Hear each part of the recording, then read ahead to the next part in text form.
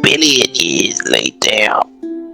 The first empire of machinekind fell eons ago, and the echoes of the once powerful Televisizo dynasty are only told in old wives' tales. The setting.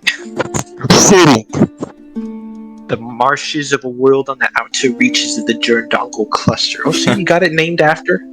She got an area? Yeah. A young farmer lad tending to his crops stumbles upon a strange growing red crystalline structure embedded in the marsh soil.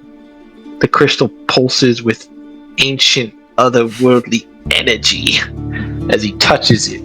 The boy's hand from 2 billion years ago reaches through the void.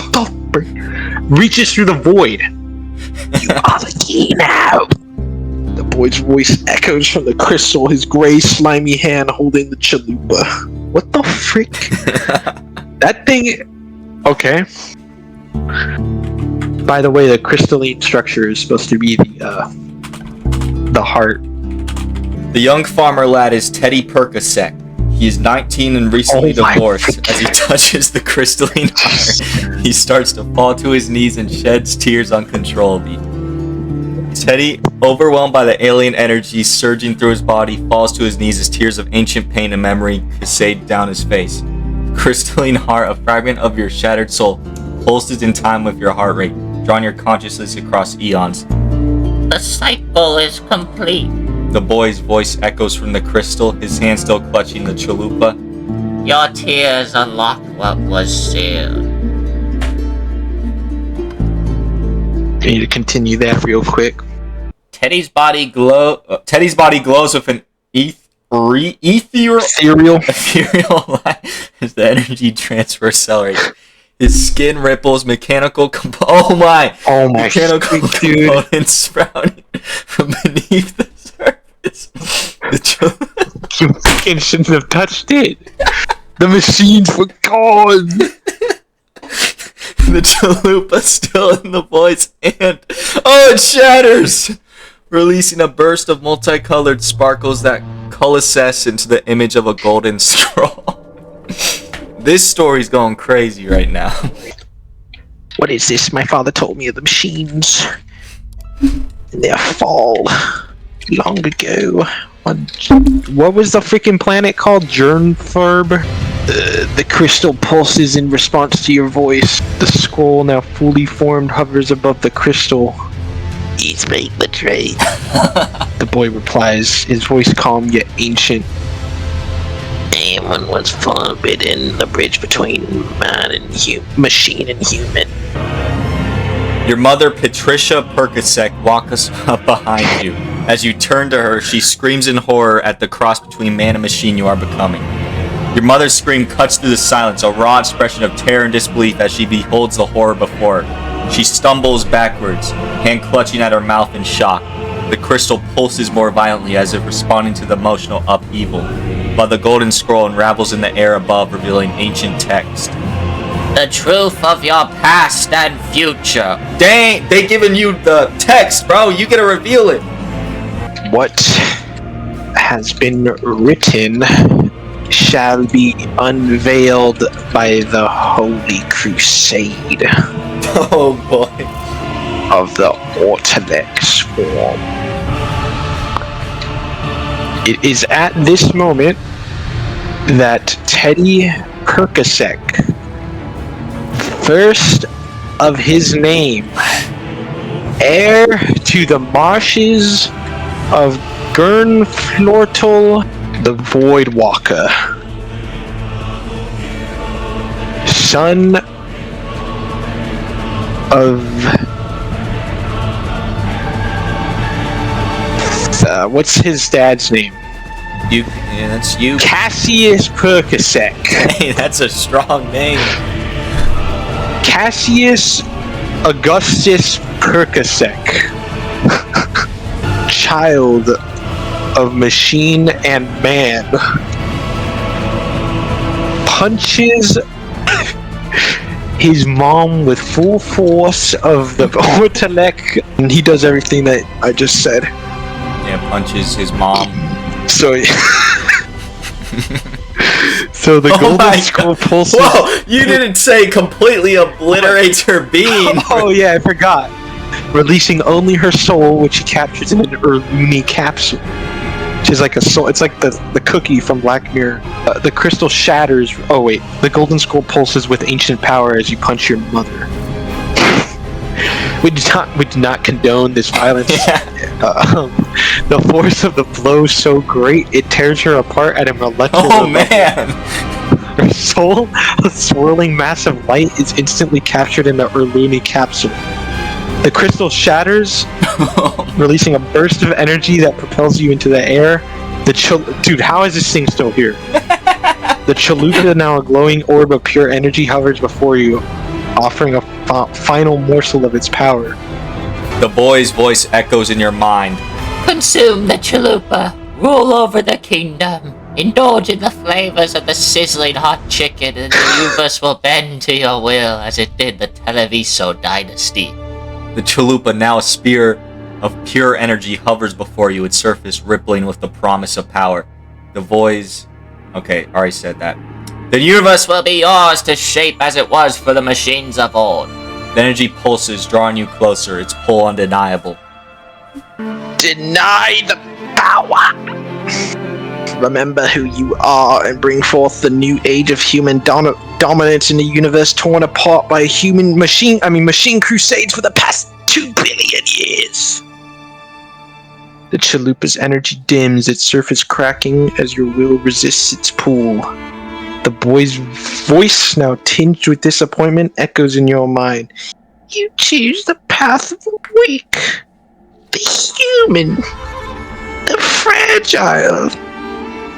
The Urluni capsule containing your mother's soul pulses, its light dimming as the chalupa's power wanes. The golden scroll, now tarnished, falls to the ground, its ancient text fading.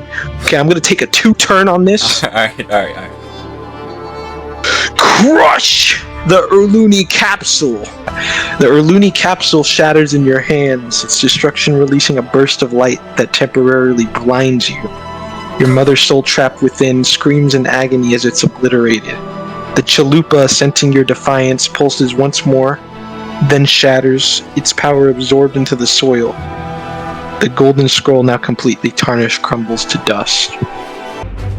The boy screams in anger. He says to you, I, the son of JJerry Ortalek, condemn you to eternal damnation. I will destroy the Jerdongle cluster and bring ruin to House Percasec. My name is JJerry Ortalek, the Wall Street boy. The air grows thick with malice as JJerry's words reverberate, each syllable crackling with an ominous ancient power. The crystal fragments and the chalupas remain crumbled to nothing, leaving a faint smoldering circle scorched into the ground. Where is my daughter? This guy has a daughter. You can do it. He's 19, but you can do that. Return to the marshes. Feel the earth beneath my feet. Reconnect with that which bore my soul. You step into the marsh, sinking slightly into the soft, cool mud. The familiar scent of damp earth, rotting leaves, and moss fills your nose. The soil, alive and pulsing beneath your feet, feels like it's welcoming you back. Small creatures scuttle away from the vibrations of your heavy steps. You are no longer a mindless machine. You are one with the natural world, feeling the ebb and flow of life around you. So you got rid of the machine parts. That was smart. Boom! You just had to freaking blow up your mom. You grab a fresh pile of dirt and gleefully consume it. A carriage stops nearby. A royal child steps out and points at you, laughing. As you consume the fresh dirt, you feel its energy surging through you, connecting you to the earth in a profound way. The royal child's laughter echoes, joined by servants who gawk and point. You catch a glimpse of the boy, young, well-dressed, with a haughty, disdain expression as he watches the bizarre spectacle unfold before him. "Look at this freak, mother!" he exclaims. So now we just look like a psycho. Dang, dude, some real story right here. As your hand extends, a ripple of power emanates from your palm, and the crowd freezes mid-laugh. Dude, this is some Sigma. The royal boy is... He's a royal? He's a royalty? I said they stopped from a carriage. Oh, shoot. Well, that doesn't mean they're. I thought they were just poor people with a carriage. No, The I won't royal lie. boy sobbing turns to a full-fledged wail as the visions flood his mind. His mother, the queen, clutches her pearls in shock. I didn't Other know that. bystanders stumble and collapse, overwhelmed by the horror show playing in their heads. Follow me, you say, your voice echoing with an ancient, otherworldly tone. I want you to walk until your feet can no longer bear your weight. Then you will crawl until your arms can no longer pull you forward. From that point, you will shriek until your vocal cords give out. Only then you are permitted to die. Be gone with you, law. The crowd remains frozen, their faces twisted in terror. The royal boy's sobbing intensifies, his small frame shaking. The queen, still clutching her pearls, lets out a strangled gasp. Please? We didn't know. Didn't know what? The crowd slowly regains their senses, their eyes darting between you and the boy. A few begin to back away while others remain rooted in place, too stunned to move. I'm double dipping here. A flute that opens the gates to hell. You blow into the flute. Your fingers tear through your own flesh, blood and viscera spilling as you reach Viscera. deep into viscera. What even is that? It's like guts. Oh. Reach deep into your body. The tortune, a twisted organic flute, emerges, its surface slick with your own fluids. You raise it to your lips and blow. The sound that comes out is not music, but is discordant. Otherworldly wail that echoes through the air, causing nearby animals to flee in panic. Give me the royal armies and the royal fleet, and I shall make humanity great again. Destroy all that remains of the robots. Queen's face contorts with fear and fury as she stumbles backward. You're mad, she sputters, her hands shaking. I won't give you anything, you're a monster.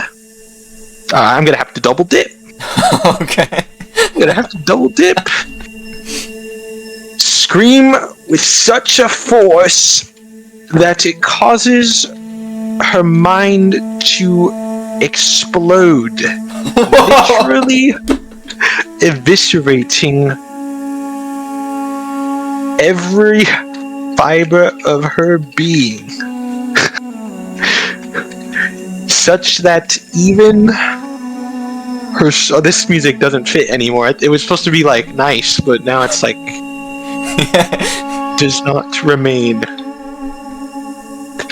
This causes the boy to become the new king of the Marsh planet, and you force him to swear loyalty to the human cause and declare declare war upon Whoa, what were the you robots. gonna say? What were you gonna... Well, it was like in Dune, it's called jihad, but you gotta keep it PG. Yeah. Not that this is PG anymore. I just exploded her head with a. Okay, Put your it scream on pierces the air.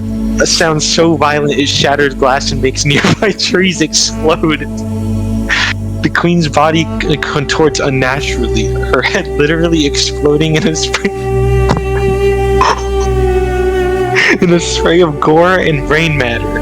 The boy, now the sole heir, is thrown to the ground by the force, his face frozen in shock, his small body shaking violently. I swear loyalty! He stammers, tears streaming down his face. I will... I'm gonna have to triple dip! Whoa! Fine. You Okay. will what? Okay.